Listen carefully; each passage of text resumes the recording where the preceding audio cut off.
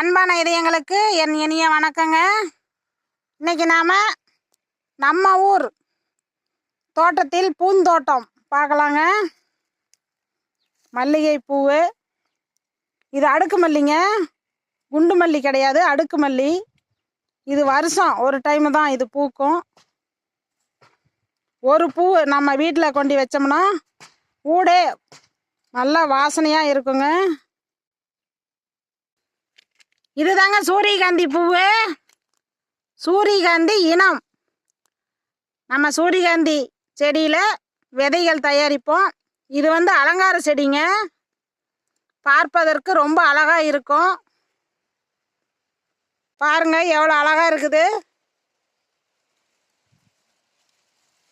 நம்ம ஊர் பூந்தோட்டங்க இது.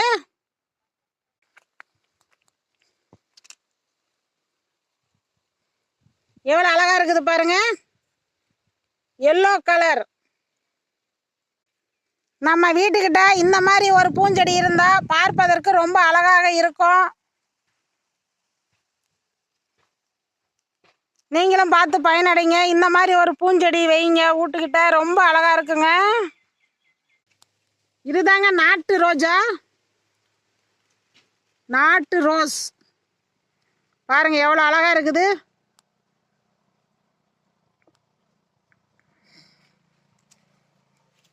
நம்ம இந்த ரோஜா பூ செடிக்கு இயற்கை உரம் கொடுத்தால் ரொம்ப நிறையா பூக்கள் பூக்கும். பார்ப்பதற்கு ரொம்ப அழகாக இருக்குங்க.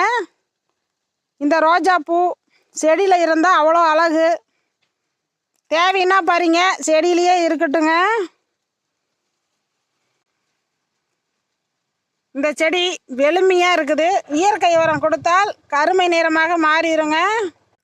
இந்த ரோஜா பூவில் நாம் இந்த மாதிரி உதிரியாக செய்து நிழலில் உணர்த்தணுங்க.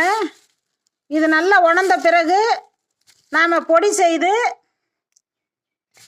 சமையல் மசாலாவில் கலந்துட்டால் நல்ல மணமாக இருக்கும், சுவையாகவும் இருக்குங்க. நாம் பச்சையாகவே ரோஜா பூ சாப்பிட்லாம், ரொம்ப சுவையாக இருக்கும். பாருங்க நல்லா மொறுமொறுன்னு நல்லா உணர்ந்து விட்டது. இதை நாம் பொடி செய்து சமையலுக்கு பயன்படுத்தலாங்க.